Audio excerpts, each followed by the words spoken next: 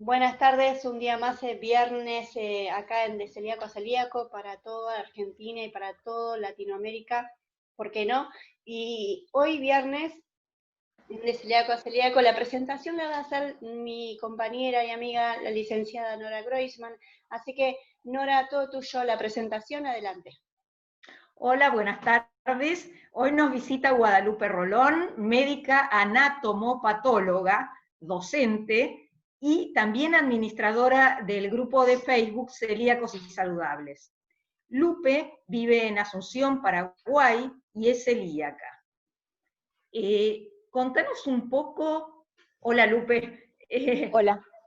contanos un poco cómo te diagnosticaron celíaca, cómo te enteraste. Bueno, tenemos mucho tiempo, ¿verdad? Sí.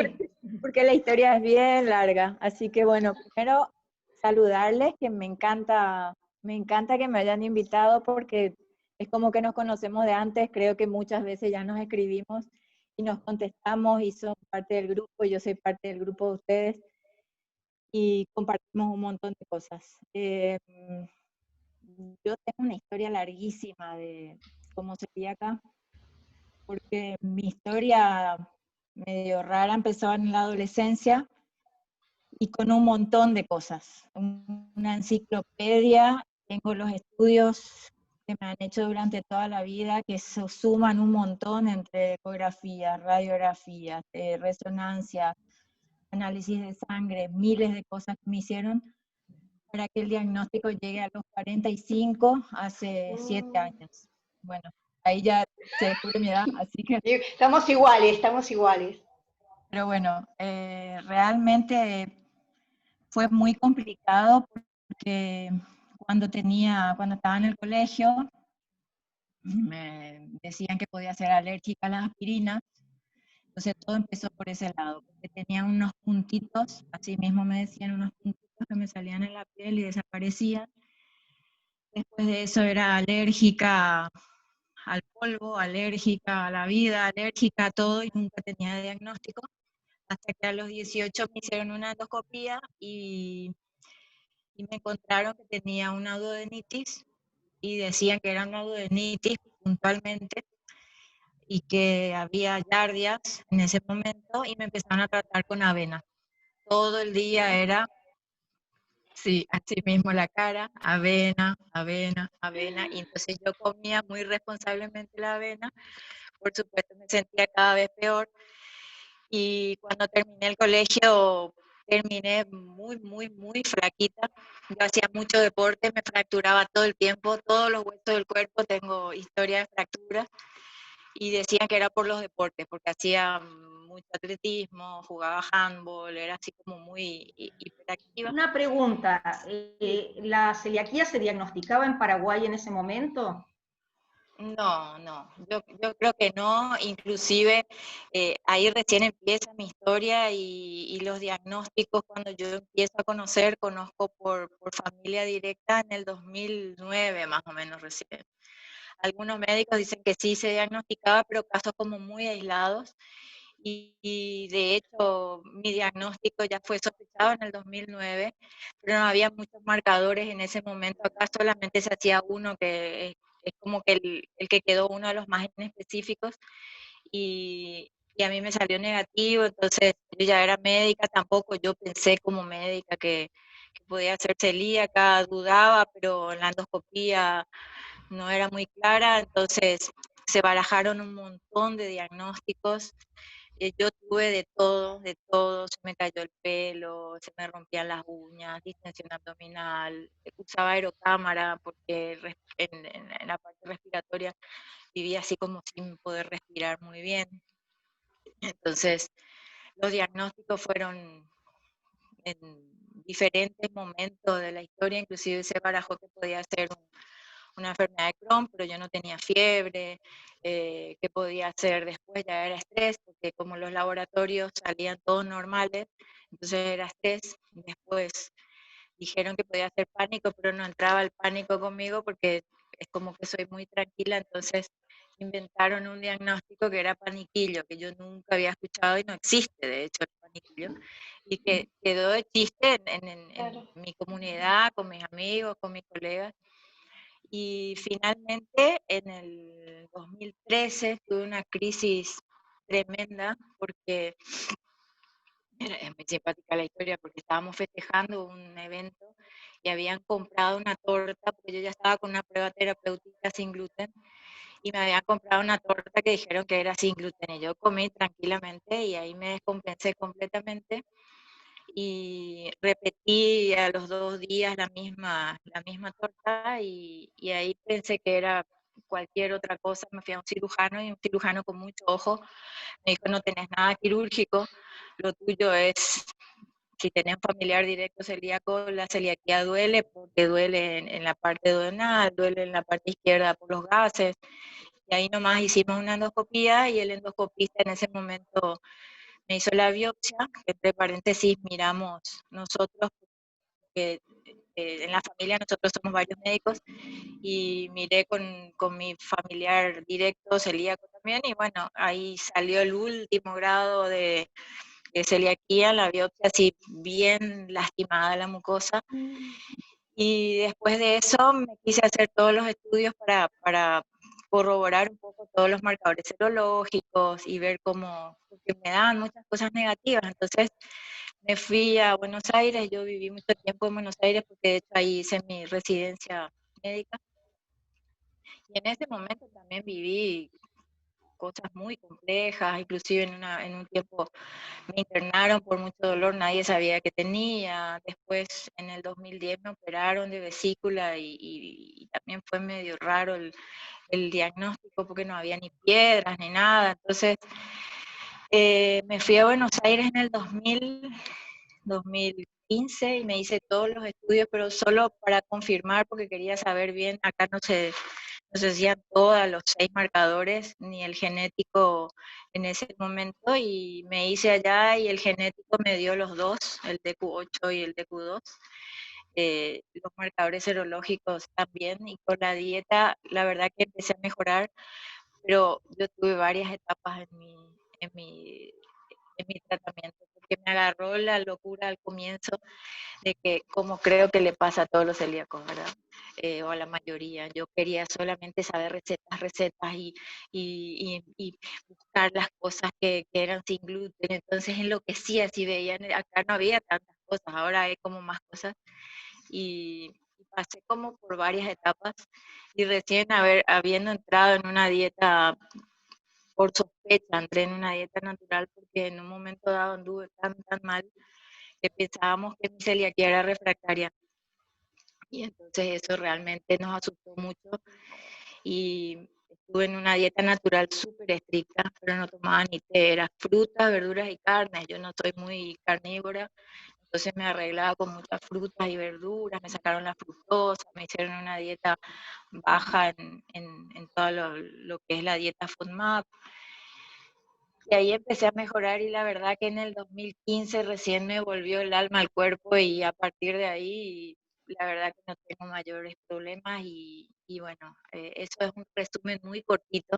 Podemos quedarnos hasta las 10 de la noche escuchando, porque hay miles de anécdotas que he tenido, pero así entre saco las cosas que son como un poco más, no sé si divertidas, pero realmente hoy mirando a la distancia, tal vez un poco locas, porque en algún momento decir que uno tiene paniquillo cuando ni existe eso, no te hacen ningún estudio. Entonces, que cosas así que uno no se imagina hoy, ¿verdad? Entonces, la verdad que decidí después eh, tomarlo de la mejor manera. Fue un alivio el diagnóstico para mí de la enfermedad, y bueno, la lógica del grupo es esa, ¿verdad? Tratar de entender que si uno comprende cómo surge esta patología, entender que es todo por la parte autoinmune, y por más de que uno no sea médico, tratar de interpretar lo mejor posible, creo que se hace más llevadero ir viendo cómo uno puede alimentarse,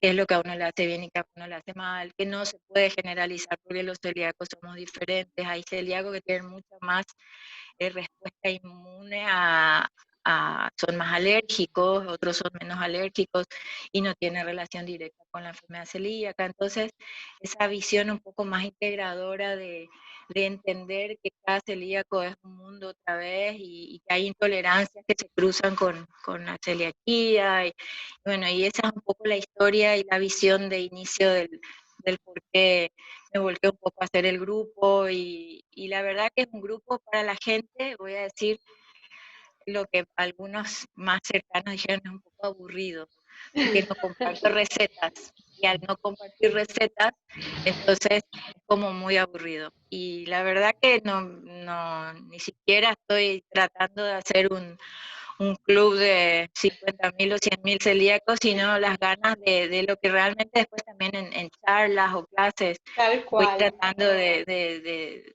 enseñar, y sobre todo compartir la propia experiencia, ¿verdad? Que creo que es válida y a mí yo tengo esa doble visión del médico que a veces tiene una visión muy reduccionista, porque cuando no sabe lo que es, Tal cual. ya pasa a decir es estrés, y médico y paciente a la vez, ¿verdad? Entonces eso creo que me favorece bastante. Tengo varios familiares que celíacos, tengo muchos conocidos y bueno, trabajo con... Varias personas en tu familia celíacas? Sí, muchos. ¿Cuántos son? Y somos 4 hermanos celíacos diagnosticados con biopsia, laboratorio y todo. Un sobrino diagnosticado ya que vive como celíaco y otro que tiene el gen positivo, por más de que Pero no el es gen lo tiene el diagnóstico. 35% de la población, así que no Sí, sí, implica sí, el que lo sea. diagnóstico, totalmente. Pero a la madre es celíaca, el hermano es celíaco, él tiene muchas manifestaciones, pero bueno, todavía vive normalmente, creo que no tuvo ninguna crisis, como que no se le disparó todavía y vive dentro de todo normal. Mi ¿A hijo vos es los celíaco, anticuerpos te dieron siempre bien? no. Los anticuerpos, Los anticuerpos, los marcadores serológicos me daban negativos. Y claro. yo estaba en crisis completamente mal y me seguían dando negativos. Hasta que cuando tuve la crisis mayúscula, viajé a Buenos Aires y ahí me dio todo positivo. Así que Ah. sí, así fue. Pero es posible que ya era celíaca antes por la sintomatología. Yo creo que Eh, sí. Hay muchos celíacos que cuando le hacen la endoscopía tienen una biopsia de vellosidades atrofiadas y los anticuerpos les dan bien. Cierto. Es importante, nosotras enfatizamos en este programa mucho el tema del diagnóstico, es importante que con anticuerpos negativos que la gente siga investigando, porque puede pasar algo como te pasó a vos, sino de tardar mucho en hacer el diagnóstico después de costar mucho la recuperación. Sí, tal cual. De hecho, yo siempre digo, tengo bastante culpa en todo esto, porque yo siendo ya médica, no insistir y bueno, y yo recorrí dermatólogos, traumatólogos, bueno, clínicos varios, endocrinólogos, finalmente eh, no sé, siempre uno en la facultad, cuando estudiábamos enfermedad celíaca, era chiquitito, un párrafo abajo en la Ah, última parte del capítulo, en mi época, ¿verdad? Yo terminé la facultad hace como 28 años y ahora creo que las cosas cambiaron bastante y la mirada también creo que cambió bastante y yo trabajo con colegas como nosotros como patólogos, no vemos pacientes directamente, pero sí, por ejemplo, trabajo con un clínico muy responsable, entonces por ahí sí me preguntan a mí o surge en el grupo mismo por mensaje eh, directo, le mando a este clínico, entonces él le hace toda la historia clínica y si es que el laboratorio, hay lugares que son como más específicos y creo que eso pasa en todos lados, por ahí da negativo, repetimos, se les hace carga de gluten, entonces trato de manejarme con un clínico, un alergista, y es informal, no estamos en un solo lugar, pero compartiendo un poco el interés del claro. tratamiento que tiene que tener este tipo de gente, sobre todo los negativos que tienen una clínica muy llamativa. En Argentina no suele ser el alergista el que se ocupa de los celíacos. sino el gastroenterólogo Sí. o el hematólogo, no es la especialidad específica. No, acá tampoco, acá tampoco. Acá es el gastroenterólogo y hay algunos que sí manejan un poco más y de hecho también yo consulto con ellos y bueno, ellos hacen las tomas de las biopsias. Somos muy insistentes en que la toma tiene que ser exactamente del lugar en el duodeno, que tiene que ser 4 a 6 tomas. Acá se dice que tienen que ser 4 o 5 tomas, que con Sí, una sola no es suficiente. y es real, y es lo que a veces nos pasa y no podemos diagnosticar cuando el material es muy chiquitito o está mal tomado. Entonces también se hace todo el procedimiento que lleva su preparación y sus riesgos, como todos saben, y finalmente el patólogo no puede decir mucho, o sea que también puede ser un falso negativo por una mala toma o porque falta material. La enfermedad celíaca yo creo que es todavía un desafío de muchos años porque se saben muchas cosas, pero muchísimas no se saben. Entonces Claro. creo que se avanzó muchísimo en este tiempo, pero creo que también todavía habría que seguir conformando grupos de investigación, apoyando a los que ya investigan hace tiempo, porque en definitiva esto empezó a mejorar recién en cuanto a diagnóstico y en cuanto a marcadores, inclusive el genético mejoró un montón en los últimos 30 o 20 años. El genético cuando se hacía anteriormente era puntualmente el DQ2 y el DQ8, ahora ya hay una combinación que es el 7.5 más 2.1, entonces ese también es un factor de riesgo. Entonces, ¿Hay yo, gente que no tiene DQ2 y DQ8 y puede ser celíaca? yo creo que el porcentaje es muy, muy chiquito. Y en general los médicos dicen si el genético es negativo, ya no sos celíaco. Revisando toda la bibliografía hay un porcentaje muy, muy chiquitito, porque otra vez cuando uno habla del diagnóstico genético es un universo inmenso, por lo que vos bien decías al comienzo, ¿verdad? Hay un porcentaje que tiene el genético positivo y tal vez nunca manifiesta la enfermedad. Indudablemente hay otros genes que no se estudian tanto que están implicados. Así mismo. Y el gen que últimamente se habla mucho como dudoso es el de Q7. Sí, el de Q7.5 en realidad, Ah, y la combinación con el 2.2. Entonces, sí, a mí en la historia, soy una persona que me salió de Q7, lo mejor sería volver a hacerle el estudio en los laboratorios específicos que sí pueden estudiar la combinación de Q7 más el de Q7, perdón, DQ2.2. de Q2.2 con 7.5. Entonces, que no se hace en todos lados, porque está como establecido que es el DQ2 y el DQ8. Y DQ7, DQ8. claro, y el DQ2 se vuelve a dividir en DQ2.5 y el DQ2.2, ¿verdad? Si yo solo soy DQ2.2, soy de bajo riesgo. Si soy DQ5, soy de alto riesgo. Entonces, creo que ahí también radica el tema del problema del diagnóstico y de las dudas que existen, ¿verdad? Y como vos decís, Nora, hay todavía muchas cosas y muchos genes que no se estudian. En Europa escuché y no volví a escuchar que también barajaban la posibilidad de un DQ9, pero después no volví a escuchar más y tal vez habría que seguir investigando sobre el punto porque yo estoy muy en contacto con un bioquímico que es el que a mí me hizo los estudios en Buenos Aires y bueno, ¿O charlamos Litvin? mucho. No, Cálamo es el apellido. Le nombro y le hago referencia. Y bueno, un poco eso. Así que El grupo, ¿qué perfil tiene? El grupo Celíacos y Saludables. ¿Qué es lo que compartís? el grupo Celíacos y Saludables cree porque hay como una onda entre la gente y mismo celíacos de pensar de que uno no puede estar bien si es celíaco y de que tiene que tener cara de enfermo y pinta de enfermo y que tiene que ser un flaquito de 20 kilos que vive descompuesto.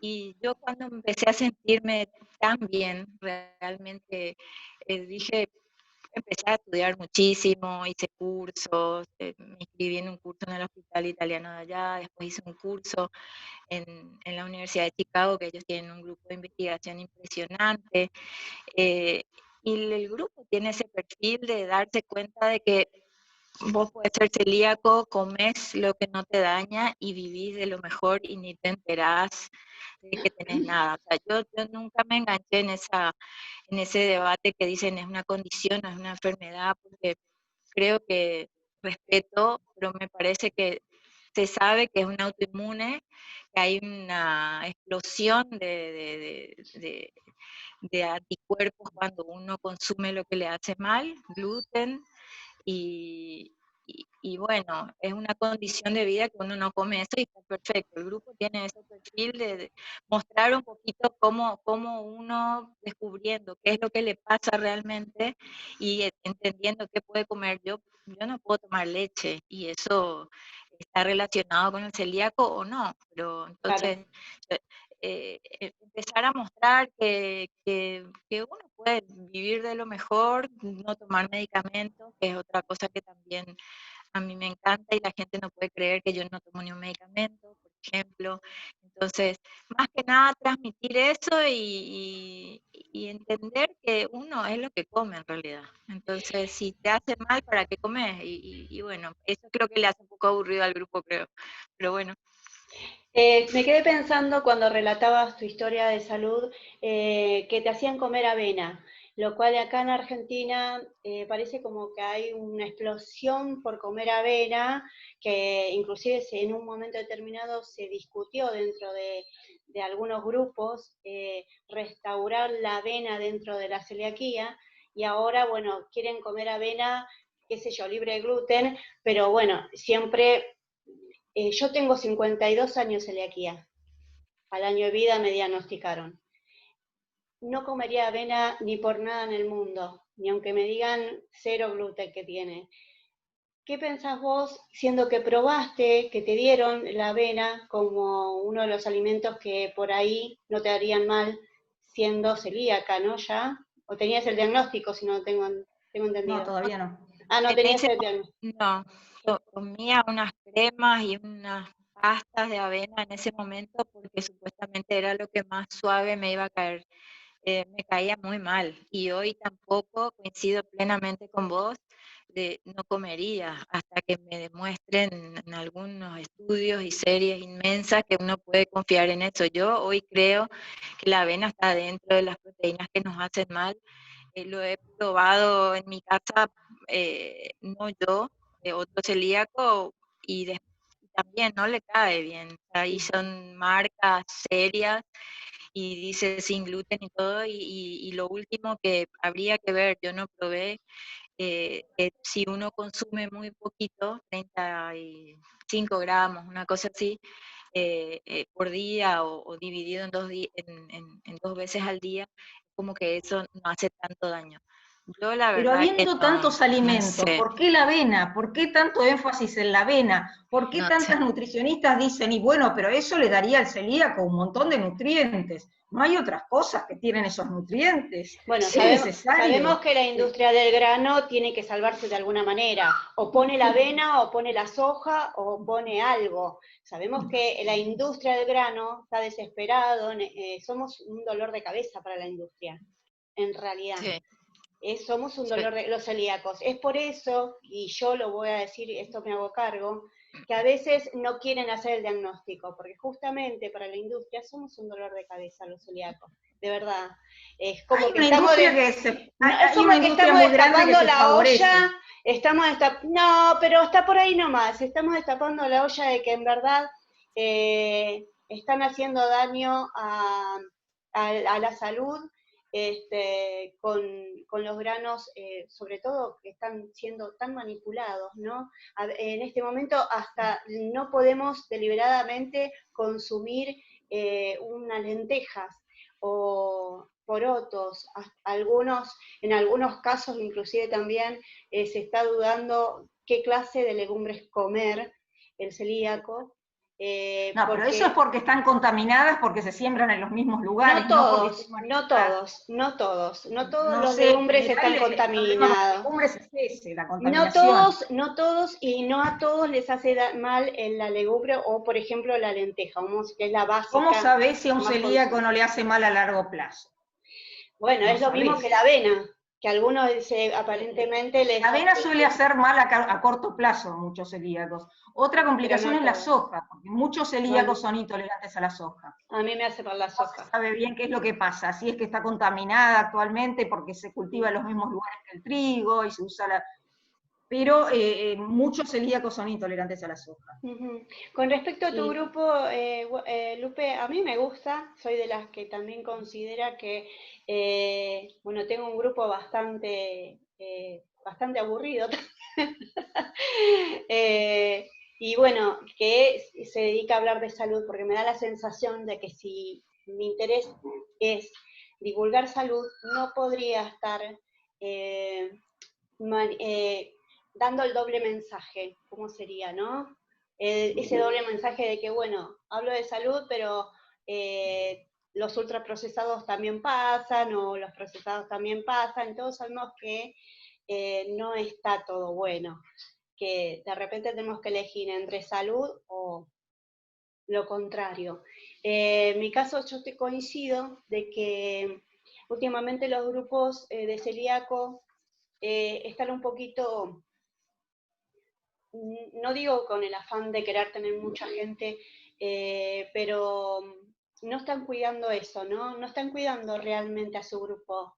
Me da la sensación esta, no estoy segura, no quiero hablar al divino botón, pero es lo que observo. Y desde acá nosotras lo que intentamos hablar justamente con los profesionales de la salud, justamente es lo que intentamos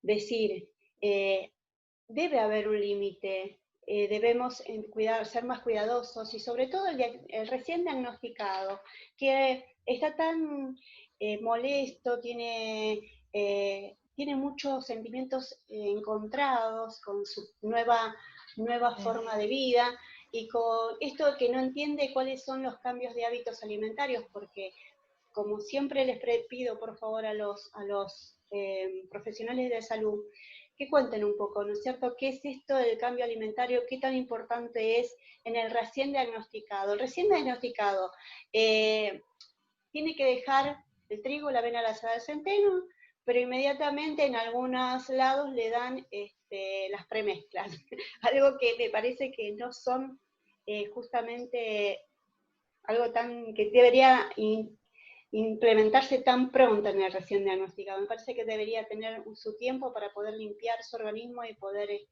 sanarlo un poquito. ¿Qué pensás? Lo que pasa es que el recién diagnosticado a veces siente que es una salvación y a veces siente que es un impedimento muy grande y que va a dejar de comer todas las cosas ricas que hay en el mundo para él. Y explicarles que existen las premezclas, producto que yo nunca usé, les da la posibilidad de pensar que van a poder hacer panificados de la misma manera que antes, más fácil. Yo creo que es importante marcar que no son necesarias, pero que si uno se quiere dar un gusto las puede usar, para que no sea el cambio tan brusco, porque para un celíaco que la pasó muy mal, la celiaquía puede ser la salvación, pero para un celíaco que diagnostican por screening o porque tiene un pariente celíaco y lo controlaron, es más difícil dejar de comer todo lo otro. Las premezclas y las harinas sirven para sustituir la porquería que estaba comiendo antes. Si se quiere dar un gusto socialmente, seguir consumiéndolo. Creo que es importante de entrada decir que eso no es necesario, pero también dar la opción, para que el cambio no sea tan brusco. Algunas personas entenderán que es mucho más sano comer saludable, pero otros es mucho más traumático el inicio si no tienen sustitutos. Pero lo que estuvo mal en los últimos años, que se ponía los sustitutos como la opción, como los productos libres de gluten. Nos encontramos en los grupos con gente que cuando le decís puede comer frutas y verduras, dicen, pero no tengo que comer como si fueran medicamentos los industrializados libres de gluten, ¿no? No es necesario, le explicás. Es fundamental mostrar que están por un lado los alimentos naturales, pero que están estas opciones para el que quiera seguir comiendo panificados, pero que es fundamental no pasarse comiendo eso. ¿Querés agregar algo, Guadalupe? ¿Hola? Ahí está, Guada. ¿Se cortó? No, se cortó. Hola. Hola. No se Tenemos cortó, 7 está la minutos. imagen. Sí, está la imagen, pero está como... Ahí está, ahí está. No, no Hola, escucha ella. Lupe, ¿nos escuchás? Perfectamente. Ah, ¿se escuchas? Ah, bueno. Contanos. ¿Querés agregar algo o pasamos a otro tema? No, yo creo que la idea del grupo, inclusive, yo decidí al comienzo era libre y todo el mundo podía escribir y se hacía mucha propaganda de comidas, productos de cosas. Y después decidí mirar antes justamente con esa idea, porque creo que el celíaco, y mejor de lo que ustedes dijeron y de lo que acabas de decir, Nora, para el que pasó mal es un alivio el diagnóstico, pero para el que más o menos ha vivido y mucho más, para el que no tiene síntomas y tiene el diagnóstico por el screening, es una locura al comienzo, porque te dicen, yo no puedo vivir sin pan, ¿cómo voy a hacer? De hecho, los comentarios que yo he recibido y hasta ahora menos, pero al comienzo es, a mí me llegan a diagnosticar que soy celíaca y me muero. ¿Cómo te vas a privar de los placeres de la vida? Pero eh, es como una historia también que nos acompaña de cómo fuimos mal aprendiendo a comer en realidad. ¿Sí? Ustedes tienen ahí autores que son cada vez más conocidos, yo me leí todos los libros, no voy a nombrar, eh, y uno escucha y ve toda la industria atrás y todo lo que comemos, que es una locura. Yo al tener familiares tan alérgicos y yo también alérgica, me doy cuenta que muchos de los conservantes son los que probablemente me hacen mal. Yo descubrí en una marca tremendamente buena que es súper seria sin gluten, yo descubrí, pero de casualidad porque me broté entera, porque me salieron lesiones después de comer, que en negro dice que contiene Altramus, yo en ese momento ni sabía lo que era el Altramus, y soja y huevo, no me acuerdo. Entonces, Claro. yo tuve momentos en donde sí me han sacado el huevo por 1 o 2 años y sabía bien que el huevo no era, la soja podía ser, pero nunca me había hecho así. Y cuando hago la prueba de sacar lo que estaba comiendo y vuelvo a introducir, la misma reacción. Vuelvo a sacar, vuelvo a introducir con diferencias de días y la misma reacción. Entonces voy al alergista y me dice, sí, el Altramus, también llamado lupines, también Claro. llamado chochitos, sí, es súper alérgico. Entonces, en una última prueba, después de varios meses, vuelvo a comer el producto sin gluten. Eran unas galletitas que no comía hace años y después dejé el todo. Cuando vuelvo a comer, me vuelvo a brotar entera. Entonces, eh, la verdad, creo que al celíaco hay que ir viéndole de a poco y de a uno. Cada uno tiene su propia historia, no todas las historias son iguales, no a todo el mundo le afecta igual su historia, el entorno. Para mí, por ejemplo, mi entorno familiar íntimo, no fue difícil armar una cocina sin gluten, entonces realmente eso es una alegría absoluta Claro. porque yo saqué todo y bueno, y se cocina divinamente, me encanta cocinar, entonces es incomparable un celíaco. A lo mejor vivía bien comiendo de todo, no tenía tantos síntomas, le dicen no puedes comer y la familia sigue comiendo adelante, kilos de pan y helado y gaseosa y qué sé yo, es como más violento. Yo traté de hacerlo de esta manera y es lo que también trato de transmitir y mucha gente se alienta porque se da cuenta que en la vida real me dicen, vos no pareces celíaca, porque estás bien, porque te reís, porque más o menos vivís normal. Y yo me mato de la risa, porque si realmente, si yo miro para atrás, en el 2013 era creo que me iba de este mundo, y cuando dudaba de si era refractaria más, cuando empecé a ver la luz y saqué los ultraprocesados y corrí un montón de cosas y descubrí intolerancias que creo que chocan en un sistema inmune que a veces tal vez está un poco alterado. Yo no puedo tomar café, por ejemplo, pero Claro, no porque tenga gluten, porque después me puse a investigar y a veces el sistema inmunológico reconoce el café y reacciona. Entonces a mí el café me da una taquicardia impresionante, me hace mal. Dejé de tomar café, tomo té y vivo de lo mejor. Entonces claro, es ir encontrándole la vuelta con la mejor onda posible, creo yo, y tratar de explicarle también a la gente, sobre todo a los nuevos celíacos, que hay como un mundo más allá de comer ultraprocesados y solamente panes y dejarle a lo mejor que al comienzo hagan eso que tienen que hacer, ¿verdad? Yo creo que es normal.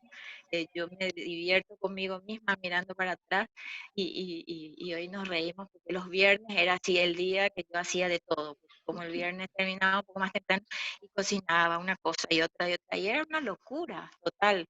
Y ahora, la verdad que hago una ensalada gigante y hago unas tartas de manzana que son más manzana que otra cosa. Eliminé manteca, eliminé, qué sé yo, harinas casi no uso, cada tanto hago un bizcochuelo que tiene 3 ingredientes y se hace en 15 minutos. Y bueno, tenemos la suerte de tener un hijo que es muy cuidado, celíaco y muy fit, entonces ya cuando uno come medio alguna cosa así nos mira que, entonces eh, uno va armando su ambiente de acuerdo, yo creo, claro. a la onda que le querés poner. Entonces el grupo tiene eso y hay mucha gente que todavía se mete en el grupo y quiere poner propagandas de ultraprocesados sin gluten. Entonces me tomo el tiempo y les escribo y les digo, en este grupo preferimos que no haya propagandas, etcétera, etcétera. Y la verdad, sí quiero, no soy Nora psicóloga ni experta, pero meterme en esas discusiones, a veces le veo a la gente como muy alterada por cosas que, no sé, una vez yo dije en un grupo, y no me acuerdo si fue en el de ustedes, me reía sola después de un mes de discusión, no sé cuánto duró, cuando yo dije que había leído que los vinos se ponen en los, no me acuerdo cómo se Barriles, llaman, barriles. en los barriles y Barriles que a veces están pegados con gluten. Ahora que dije eso fue un escándalo. Se enojó tanto un señor y perseguía. Y yo, como me contestaba con el nombre, me llegaba el mensaje. Entonces, yo digo, meterse en eso, y no sé, yo trato de ponerle onda y de enseñarle a la gente lo que uno sabe. A mí me Se va toca a vivir la cortar, enfermedad. entra de vuelta por el mismo link. Ah, Sí, bueno, genial. Seguimos en otro bloque. sí, Me encanta. seguimos en la segunda parte. Cuando se corte, seguimos con la segunda parte. Y estaría buenísimo que Lupe nos cuente un poquito cuál es su labor dentro de la medicina para que un poquito sepamos. Y eso me Y gustaría otro